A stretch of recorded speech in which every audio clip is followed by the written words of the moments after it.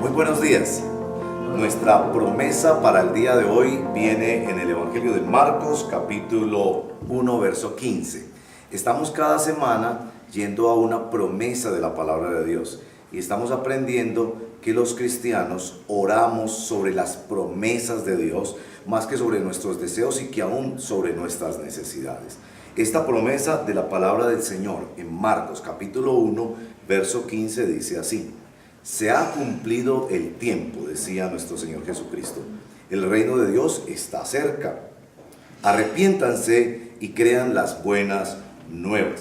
Bien, estoy tratando de enseñarles cómo estudiar la palabra de Dios y también cómo orar la palabra de Dios.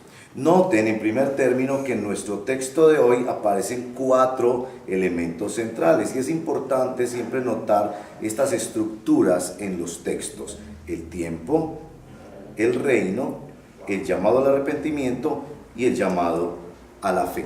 4 componentes. Las estructuras en los textos bíblicos son muy importantes. Es importante notar las partes, si es una narrativa, qué eventos o qué movimiento, como una especie de trama o lógica lleva ese texto, si es un texto poético o si es un texto discursivo. En este caso son las palabras del Señor Jesucristo, son muy importantes, porque es muy importante cuando el Señor Jesucristo comienza el Evangelio de Marcos definiendo y casi sintetizando el Evangelio del Reino de Dios. Nosotros queremos ser cristianos centrados en el Evangelio, no centrados en un fenómeno religioso o en una experiencia, sino centrados en el Evangelio. Y aquí tenemos en los labios de nuestro Señor Jesucristo una división y una estructuración del Evangelio que es preciosa. Vamos a analizarla una por una. En primer lugar se nos dice: el tiempo se ha cumplido el tiempo.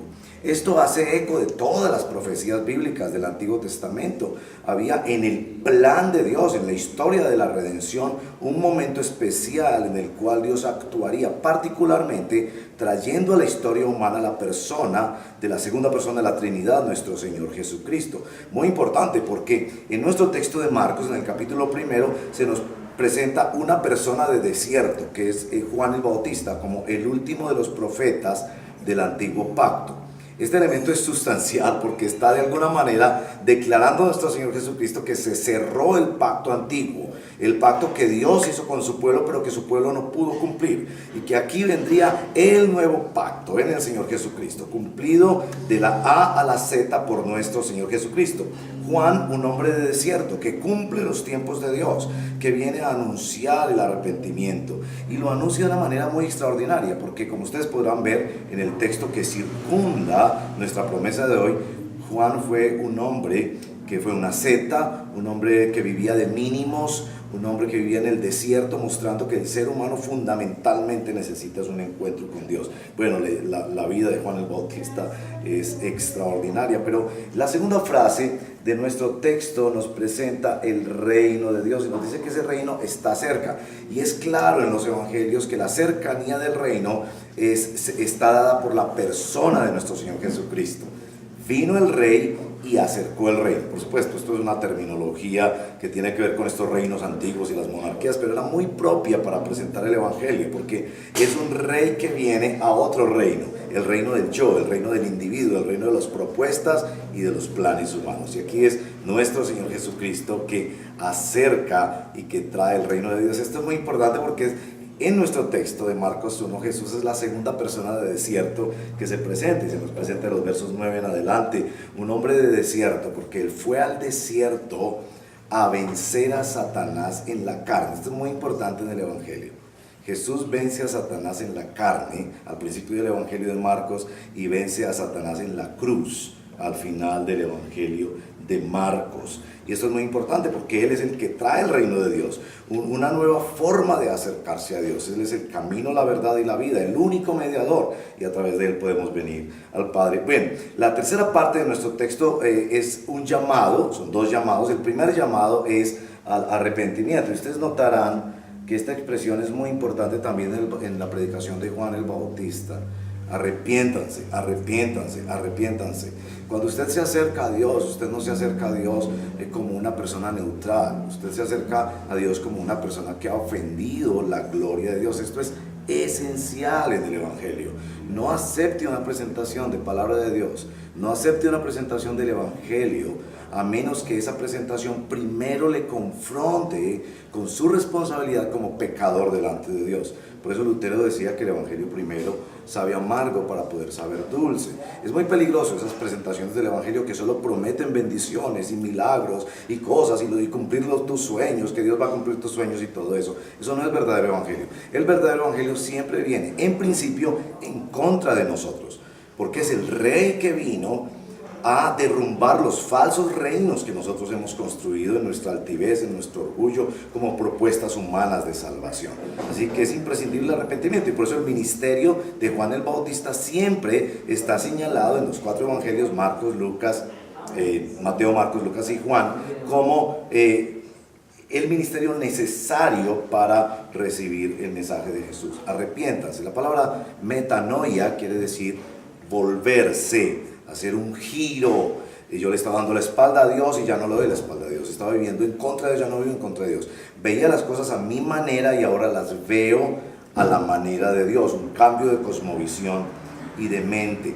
De ese arrepentimiento que debe ser evidenciado en frutos dignos de arrepentimiento. En el caso de Juan era ese bautismo. Ellos venían ahí al río Jordán, se arrepentían de sus pecados, confesaban sus pecados y Juan los bautizaba. Y Juan les dijo: yo vengo a bautizarlos en agua para arrepentimiento y perdón de pecados, pero eso no es suficiente. Ustedes necesitan quien los bautiza por el Espíritu Santo. Y eso nos lleva a la segunda llamado o demanda de nuestro texto.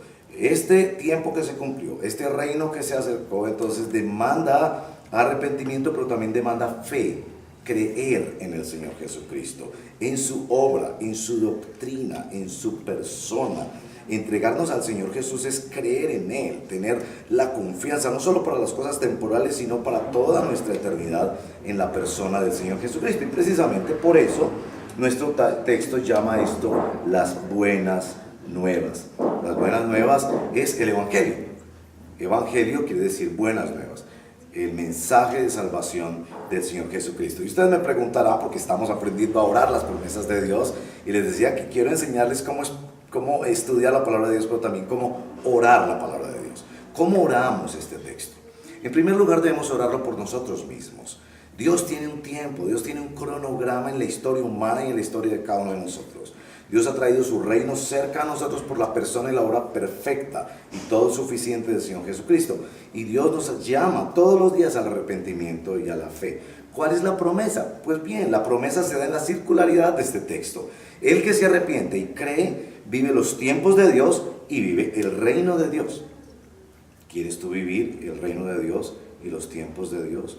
¿Quieres caminar en la agenda de Dios y disfrutar del reino, de las dimensiones, del cuidado paternal, del amor y del poder de Dios? Pues arrepiéntete y cree. Mira tu vida y mira qué cosas en tu vida no se corresponden con Dios. Laméntalas, da media vuelta, vuelve a la palabra de Dios y cree en el Señor Jesucristo. Eso es una vida centrada en el Evangelio. Esta promesa es una promesa universal. Esta promesa está dada a todo aquel que se arrepienta y cree.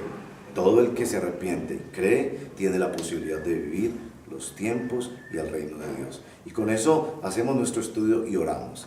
Yo voy a orar por ti en el nombre de Jesús. Padre, yo te pido en el nombre de Jesús por mi amigo y mi amiga, mi hermano y mi hermana en Cristo. Si es hermano en Cristo, yo oro que hoy mismo identifique elementos en su vida que necesitan ser cambiados. Venga al Señor Jesucristo con todo su corazón.